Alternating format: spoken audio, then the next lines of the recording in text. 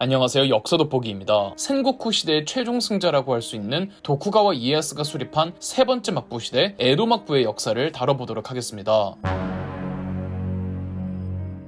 도쿠가와 이에야스가 수립한 에도 막부는 센고쿠 시대의 오다 노부나가, 도요토미 히데요시의 시대를 거쳐서 그 토대 위에 형성된 시대이기에 에도 막부에 앞서 오다 노부나가와 도요토미 히데요시 시대의 일본 문화상을 파악하는 것이 선행되어야 합니다. 오다 노부나가와 도요토미 히데요시 시절의 일본 문화를 아즈치 모모야마 문화라고 부릅니다. 아즈치가 오다 노부나가 시절에, 모모야마가 도요토미 히데요시 시절의 일본 문화를 가리키죠. 센고쿠 시대의 역사 10부작 시리즈를 보시고 오신 분들이라면 다 아시겠지만 오다 노부나가 시절의 아즈치 문화는 기존의 불교 문화의 입지가 쇠퇴하고 유럽 문화 등 다채로운 문화가 화려하게 공존했던 시대이면서 적극적으로 해상무역과 상업을 부추겼답니다. 도요토미 히데요시의 모모야마 시대는 다른 듯 같은데요. 도요토미 히데요시는 오다 노부나가와 달리 천주교에 우호적이지는 않았습니다. 그렇지만 유럽의 서양 문화 수입에 있어서는 그다지 폐쇄적이지는 않았죠. 그리고 오다 노부나가 시절의 아즈치 문화처럼 화려하고 사치스러운 문화는 지속되었습니다. 모모야마 문화의 가장 큰 특징은 일본의 다도 문화가 비약적으로 완숙해졌다는 겁니다. 일본은 고대 시절부터 다도 문화가 이어져 내려왔지만 이 다도 문화에 취약점이 있었으니 바로 도자기였습니다. 일본의 도자기 문화가 그다지 우수하지 않았는데 임진왜란을 통해 조선의 유능한 도공들이 대거 포로로 일본에 들어와 도자 문화의 선진 기술을 전파했습니다. 가장 유명한 조선인 포로 도공은 이삼평인데요. 이삼평은 규슈섬의 아리타에 정착해 도자 제작 기술을 전파해 주었고, 일본에서는 이삼평을 도자 제작의 시조라는 뜻에서 도조라고 부른다고 합니다. 이삼평 덕에 아리타는 일본 도자의 본 고장이 될 정도였습니다. 그리고 성리학이 일본에 전래된 것도 임진왜란을 통해 조선의 성리학자들이 포로로 일본에 넘어가면서였습니다. 대표적인 학자가 강항인데, 이황의 학파를 이은 이황의 제자 강항은 임진왜란 당시 남원에서 의병을 일으키다가 이순신에게로 합류하러 내려가는 과정에서 일본군에게 붙잡혀 일본으로 포로로 끌려갔습니다. 강항을 만난 일본의 유학자들, 예컨대 후지와라 세이카, 요시다 소준 등이 강항을 통해 일본의 성리학을 전파합니다. 강항 덕에 일본의 성리학을 정착시킨 후지와라 세이카는 일본 사상사에서 성리학의 아버지로 손꼽히고 있답니다. 자, 그렇다면 이어지는 에도 막부는 어떤 일본 사회를 형성했을까요?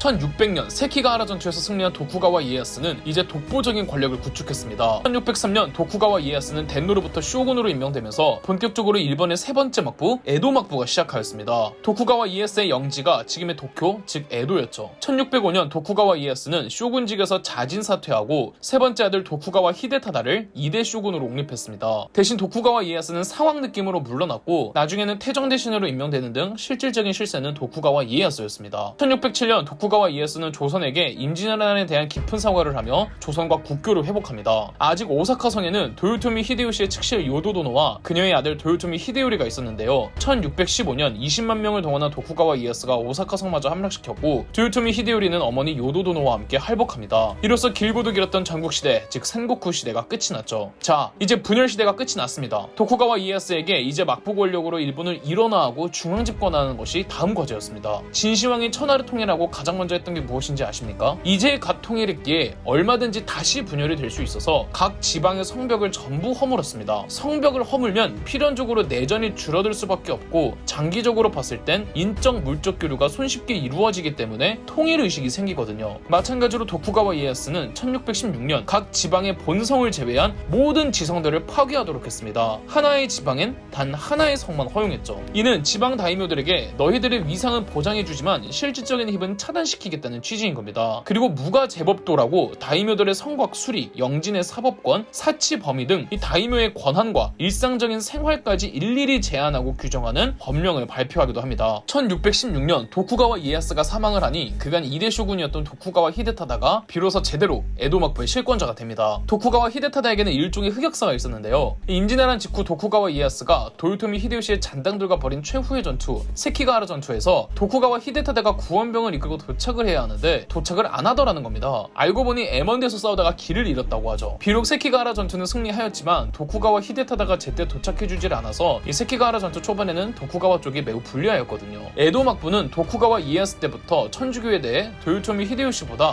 훨씬 더 강도 높게 박해했습니다. 도쿠가와 히데타다도 아버지 이에야스처럼 천주교를 박해했는데요. 에도 막부는 천주교를 아예 금지시켰고 1622년 55명의 선교사와 신도들이 처형됐습니다. 비록 천주교 박해뿐 아니라 에도 막부는 문화는 해상무역에 대단히 폐쇄적이었습니다. 해상무역은 오로지 중국과 조선에게만 허용해 주었고 그간 일본이 적극적으로 교류하던 서양에 대해서도 문호를 닫아버리고 오로지 나가사키에서만, 그것도 네덜란드 딱 한 국가와만 교류를 했습니다. 이대 쇼군 도쿠가와 히데타다도 아버지처럼 1623년 아들 도쿠가와 이에미스에게 쇼군직을 선위하고 본인은 상황으로 물러납니다. 1632년 도쿠가와 히데타다가 죽자 3대 쇼군이었던 도쿠가와 이에미스가 제대로 친정을 시작했죠. 3대 쇼군 도쿠가와 이에미스는 에도 막부의 중앙집권화 정책에 큰 역할을 한 쇼군으로 유명한데요. 에도 막부하면 가장 먼저 떠오르는 유명한 제도죠. 바로 산킹고타이 제도입니다. 이 산킹고타이 제도는 각 지방의 다이묘가 1년 단위로 자신의 영지와 수도 에도를 교대로 거주해야 하며 다이묘의 가족들은 에도에 상주하도록 하는 제도인데요. 우리나라로 비유하자면 상수리 제도, 기인 제도와 비슷한 제도입니다. 이 산킹고타이 제도를 실시한 게 3대 쇼군 도쿠가와 이에미스였습니다. 이로써 다이묘는 쇼군 제도하에 수직적으로 편입이 되었는데요. 에도 막부 시대 다이묘의 영지를 번이라고 불렀고, 이로써 쇼군이 통치하는 직할시 막부와 각 지방의 번으로 구성된 막부 번체제가 수립되었습니다. 막부 번체제는 훗날 메이지 유신으로 넘어가는 일본 근대사를 이해하기 위한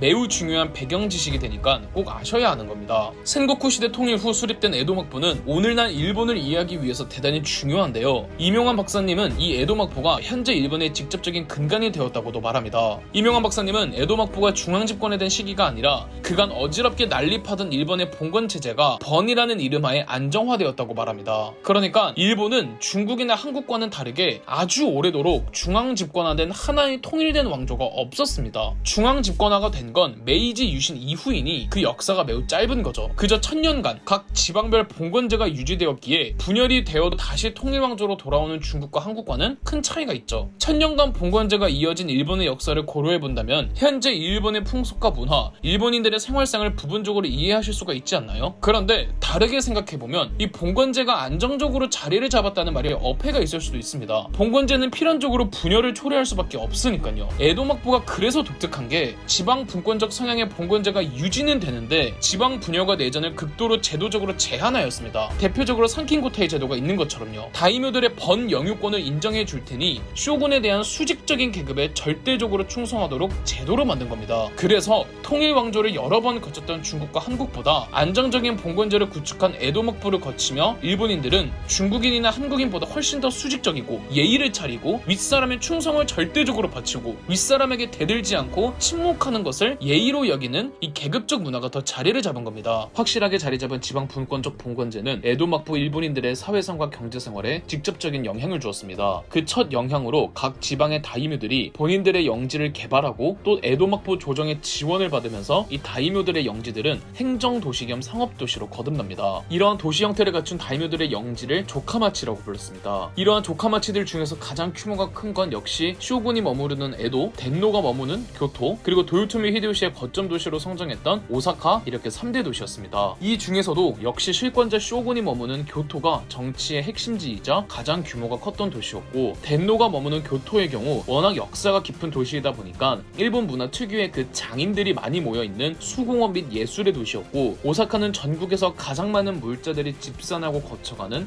상업도시였습니다. 3대 도시 외에도 각 지방에는 조카마치라는 도시들이 번영하였는데, 이 에도 막부 시대는 독특한 게 각 조카마치 내에는 신분별로 거주지를 구분하였습니다. 영주 다이묘가 사는 곳, 사무라이들이 사는 곳, 상인들이 사는 곳, 일반 백성들이 사는 곳, 승려들이 사는 사찰구역, 뭐 이렇게 말이죠. 또 에도 막부는 도요토미 히데요시의 방침이었던 이 농민은 사무라이가 될 수가 없고 사무라이는 농민이 될 수 없다는 분리 정책을 그대로 이어갔습니다. 이렇게 확연하게 구분을 하니까 아무리 에도 막부가 봉건 시대였어도 센고쿠 시대처럼 이 내전으로 치닫지 않을 수가 있던 겁니다. 또 자영농 몰락을 막기 위해 지배층들에게는 이 분지 제한령을 내리고 조선의 오가작독법과 같은 제도인 권인구미 제도를 실시합니다. 이처럼 에도 막부가 다이묘들이든 농민 공동체든 그들의 권위는 보장해주면서 또 동시에 그들의 성장 가능성을 원천 차단해버렸죠. 에도 막부는 3대 쇼군 도쿠가와 이에미스 재임 시절 1643년 막대한 대기근을 겪은 적이 있었습니다. 가뜩이나 해상무역에 폐쇄적이었던 에도 막부는 이전보다 훨씬 더 농업에 집중하며 농업을 진흥시키려고 노력했습니다. 그런데 역설적으로 농업이 크게 진흥하니 잉여 생산물이 발생하여 상권이 형성되었고, 시간이 지나면 아예 내다 팔 목적으로 농사를 짓는 상품 작물들이 유행하기도 하면서 상업을 부추겼습니다. 또 에도 막부는 지방 영지 간 교류도 활성화되다 보니 상업이 크게 촉진되었습니다. 지난 영상 사무라이 역사 5부에서 소개해드린 산킹고타이 제도에서도 다이묘들이 수도 에도를 방문할 때 정말 엄청난 규모의 규모의 인원이 여러 곳을 두루 거치다가 에도로 도착한단 말이죠. 인파가 많고 여러 곳을 지나치니 자연스레 장사가 활성화될 수밖에 없는 겁니다. 이에 따라 에도 막부 시절에는 신흥 상인층이 부상하였는데 이러한 상인들을 존인이라고 불렀고 이들의 상인 조합을 나카마라고 불렀습니다. 에도 막부는 나카마를 인정하지 않으려고 했지만 차라리 나카마를 상대로 일정 수익을 세금을 받는 조건으로 그들의 상업권을 보장해 주었죠.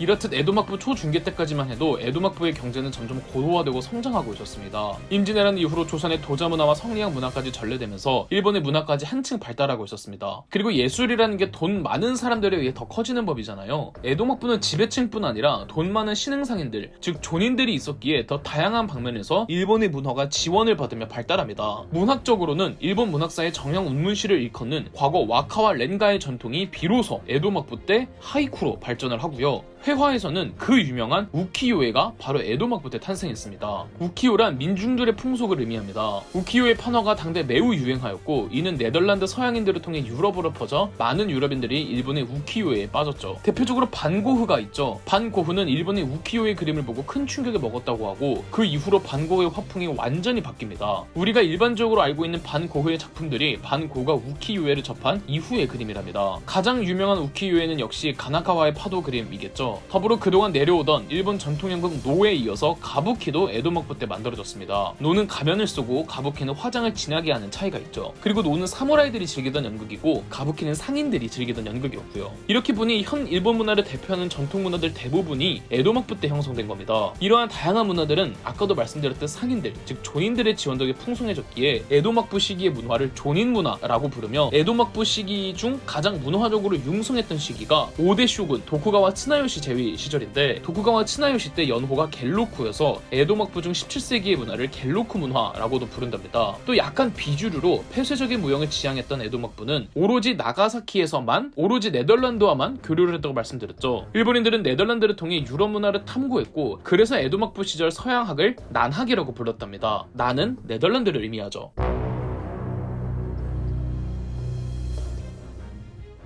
상인들에 의한 존인 문화가 에도 막부의 주류가 되니 점점 사무라이들이 몰락하기 시작합니다. 조요토미 히데요시의 정책 이후로 사무라이들은 생계를 벌어들일 수 있는 정상적인 직업이 없으니 경제적으로 도태될 수밖에 없고 에도 막부는 사무라이의 일상생활까지 제한하고 규제하니 사무라이라기보다는 낭인에 가까운 걸로 전락하는 사무라이들이 매우 많아집니다. 또 에도 막부는 무사들 내에도 급을 등급화하여 이 무사의 등급 상승을 억제했습니다. 그리고 이제 국내외적으로 딱히 전쟁이 없잖아요. 사무라이들의 위상이 추락할 수밖에 없죠. 사무라이 정신에 그토록 강한 자부심을 가졌던 일본이었지만 이제는 사무라이들의 체면이 말이 아니게 된 겁니다. 그래도 자존심은 있으니 사무라이들은 상인들에게 빚을 지는 경우도 허다했다고 합니다. 그나마 유서 깊은 가문 출신의 상류 사무라이들은 실정이 좀 나았지만 하급 사무라이들의 경우 대부분이 채무자들이었습니다. 반대로 농민들의 경우 신분은 사무라이나 귀족들에 비해 낮지만 경제적으로 한 건을 해서 성공하는 경우들이 꽤 있었고 겔로쿠 문화가 민중 문화라는 거에서도 알 수 있듯 민중 의식이 매우 각성합니다. 지방 영지의 다이묘들이나 막부에서 농민들을 상대로 과하게 과세를 하면 곧바로 농민들은 생고쿠 시대 종료 이후로 없어진 줄 알았던 각 지역별 농민들의 작용 공동체인 이키를 조직해서 봉기를 일으키기 일쑤였습니다. 어느 나라 어느 시대건 농민봉기가 없는 시대가 어디 있겠냐만 일본사에서 이키들의 농민봉기가 가장 많던 시대가 이 에도 막부 시대이기도 했습니다. 그러니까 에도 막부는 사회경제가 빠르게 격변하고 있는데 지배층이나 피지배층이나 바뀐 사회경제 구조에 아직 적응을 못하면서 사회가 번영하는 동시에 어지러운 과도기였습니다. 막부 정권에서는 정책적으로 뭔가 이 제도를 구축해야만 했는데요. 이때 개혁을 시행한 쇼군이 등장하니 바로 8대 쇼군 도쿠가와 요시무네였습니다. 도쿠가와 요시무네는 경제개혁에 들어가는데 8대 쇼군 도쿠가와 요시무네의 개혁을 교호개혁이라고 합니다. 우선 도쿠가와 요시무네는 몰락한 지배층들이 작은 관직이라도 받아 일을 할 수 있도록 길을 열어주었고 1724년에는 대대적으로 검양령을 내려 에도 막부 일문인들의 과도한 지출을 억제시키려고 했습니다. 상킨 고타이 제도에 따라 지방 다이묘들이 1년간 에도에 머물러야 하는 기간을 반으로 줄여주는 대신 다이묘들에게 직접적으로 과세를 하고 개간지를 장려하면 조세를 감세해주는 등 특혜를 베풀었죠. 8대 쇼군 도쿠가와 요시무네가 즉위할 때까지만 해도 에도 막부는 만성적인 재정 적자에 시달렸는데 교호개혁으로 적자를 상당수 메꿨으며 물가도 많이 안정화되었습니다. 하지만 도쿠가와 요시무네의 교호개혁은 적자에 시달리던 상황을 타개한 것일 뿐 근본적이고 구조적인 개혁은 부재했고 여전히 농민들과 상인들은 쇼군의 막부와 다이묘들의 번외 불만 한가득이었고 하급 사무라이들은 구제되지 못하고 있었죠. 이러한 사회적 불만은 나중에 가서 결국 쇼국 막부 타도와 메이지 유신이라는 근대화 운동의 간접적인 배경이 되는데요. 에도 막부는 어떻게 메이지 유신으로까지 이어질까요? 17세기 에도 막부의 경제적 부흥은 어느 순간부터 거품이 꺼지기 시작하여 물가가 요동쳤고 급변하는 경제 구조에서 도태되는 하급 사무라이들이 나타나기 시작했습니다. 8대 쇼군이었던 도쿠가와 요시무네의 교호 개혁으로 물가를 안정화하는 데 크게 일조했지만 근본적인 사회 경제 구조의 변화가 있던 것은 아니었죠. 1745년 도쿠가와 이에시게가 9대 쇼군이 되었습니다. 도쿠가와 이에시게 때부터 쇼군보다 더 막강한 권한을 휘두르던 비선실세가 등장하는데요. 바로 다누마 오키스구였습니다. 다누마 오키스구는 도쿠가와 가문의 가신으로 9대 쇼군이었던 도쿠가와 이에시게가 다누마를 총애하여 그를 중용했고, 다누마는 9대 쇼군 도쿠가와 이에시게와 10대 쇼군 도쿠가와 이에하루 제임기의 막부의 권신이 되어 사실상 모든 정사를 다누마가 좌지우지했습니다. 다누마가 권력을 잡은 게 1767년, 그리고 그가 탄핵된 게 1787년, 이 20년을 다누마의 시대라고도 부를 정도입니다. 다누마 오키스구는 적극적인 중상주의 정책을 펼쳤습니다. 상인 조합인 나카마를 지원해주며 그 규모를 대폭 늘리게 해주었고, 광산을 개발하여 구리 생산에 열을 올렸고, 8대 쇼군 도쿠가와 요시무네가 재정 긴축으로 적자를 해결하려고 했던 것과 달리 다누마는 화폐를 더 늘리는 통화량 확대로 적자를 해결하려고 했습니다. 다누마 오키스구는 서양에 대해서도 대단히 흥미가 많았는데, 그로 인해 지난 6부 영상에서 소개해드린 에도 막부의 난학이 크게 발달하기도 합니다. 다누마의 중상주의 정책들로 에도 막부의 상업이 더 자극되고 발달하기도 하였지만 사회의 빈부격차 문제와 인플레이션 문제들이 겹치기도 하였습니다. 또한 다누마 오키스구는 어쨌든 권신이라 온갖 비리와 뇌물 스캔들에 시달렸고 막부 조정이 부정부패가 만연한 곳으로 전락합니다. 다누마 오키스구 실각의 결정적인 신호탄이 되었던 사건이 있습니다. 1782년에 텐메이 대기근이었죠. 그리고 1783년에는 아사마 산이 폭발하기도 했습니다. 가뜩이나 다누마의 그간 중상주의 정책으로 인해 빈부격차와 인플레이션이 문제가 심했는데 대규모 자연재해와 기근을 겪으니까 상황은 더 처참해지는 겁니다. 이 모든 사회 경제적 문제들이 다누마 때문이라는 여론이 형성되었고, 1786년 11대 쇼군으로 즉위한 도쿠가와 이에나리는 선대 쇼군들처럼 다누마를 중용하지 않자 1787년 다누마 오키스구는 실각하고 말았습니다. 다누마는 실각 1년 후였던 1788년 사망하죠. 다누마 오키스구의 빈자리를 꿰찬 건 또 다른 권신 마스다이라 사도노부였습니다. 마스다이라 사도노부는 이전 다누마의 정책들을 비판하면서 새로운 개혁을 선포합니다. 그의 개혁을 간세이 개혁이라고 부르는데요. 가장 큰 문제는 지나치게 높아진 물가를 잡는 일이었습니다. 우선 다누마가 확대해놓았던 상인조합 나카마의 규모를 다시 축소시키고 화폐 통화량을 극도로 제한하였습니다. 대기근과 자연재해로 피해받는 백성들을 지원하고자 상업보다는 농업을 장려하고 채무자가 된 가신들이나 하급 사무라이들을 구제해주기도 했죠. 각 지방별로 지방기금의 70%를 저축하라는 7부 접근법을 시작했고, 전반적으로 사치를 억제하는 풍조를 만들기 위해 노력했답니다. 조선통신사 규모를 축소시킨 것도 마스다이라 사도노부의 간세이 개혁의 일환이었습니다. 1811년을 끝으로 조선통신사는 더 이상 일본을 방문하지 않습니다. 1812년 마스다이라 사도노부는 은퇴를 선언합니다. 하지만 만성적인 사회적 혼란 중 하나인 지방 다이묘의 영지, 번들은 재정적으로 어려움을 계속 겪고 있었습니다. 지방의 번들은 번정개혁이라고 자기들 나름의 경제개혁과 다양한 정책들을 시행하면서 재기할 방법을 찾아보지만 보수적 가치와 진보적 가치가 공존하던 그 과도기에 시대에 적응하는 일이 여간 어려운 게 아니었죠. 1787년 11대 쇼군 도쿠가와 이에나리는 쇼군직을 아들에게 넘겨주고 본인은 상황 느낌의 오고쇼로 물러납니다. 실권은 쇼군보다 상황 오고쇼로 물러난 도쿠가와 이에나리에게 있었죠. 도쿠가와 이에나리는 사회 경제적 혼란을 수습하기 위한 방편으로 보수적 가치를 더 강화하기로 합니다. 전통적인 농업 중심의 국가로 돌아가자며 1841년부터 새로운 개혁에 착수하니 이를 덴포개혁이라고 합니다. 개혁의 방향은 간세이 개혁과 크게 다르지 않았습니다. 농업 장려, 사치 풍조 억제, 부정부패 척결, 상업 억제 등이었죠. 하지만 에도 막부는 자꾸만 상업을 억제시키려는, 시대를 역행하려는 개혁들을 내놓으니 막부 정권의 정책과 시대 상이 맞질 않아서 별 소득이 없었습니다. 그래서 덴포개혁은 오히려 농민과 상인들이 막부 정권의 무능함에 실망하는 계기가 되어버리고 말았죠. 아니 그런데 자꾸만 막부 정권에서는 사치 문화를 억제한다고 하는데 대체 당시 일본 문화는 어땠을까요? 지난 사무라이 역사 6부에서 갤로쿠 문화라고 해서 상인들, 즉 존인들에 의해 전개되었던 17세기 에도 막부의 문화를 소개해드린 적이 있습니다. 하이쿠, 우키요에 가부키가 만들어졌던 시대죠. 19세기 에도 막부의 문화를 가세이 문화라고 합니다. 가세이 문화도 갤로크 문화와 같은 양상의 문화 패러다임이었는데 갤로크 문화보다 훨씬 더 오락성이 짙어지고 향락적이고 다소 퇴폐적이고 좋은 말로 하면 자유분방한 사고가 깔려 있었답니다. 가세이 문화의 가장 중요한 키워드는 국학이었습니다. 민중들의 대중문화가 엄청난 인기를 끌었는데 그만큼 민중의식이 더 각성되었다는 뜻이겠죠. 민중들을 대상으로 한 해학 통속 소설들이 열풍을 불러일으켰는데 19세기 에도 막부를 상징하는 소설가가 지펜시아 이쿠와 다키자와 바킨 등이 있습니다. 19세기 에도 막부의 출판량이 18세기보다 4배 이상이 증가하였다고 합니다. 회화 방면에서는 풍속화가 유행하였습니다. 가스시카 호쿠사의 후지산 그림과 기타가와 우타마로의 부녀인상 식품 등의 그림은 아마 여러분들도 자주 보셨을 것 같습니다.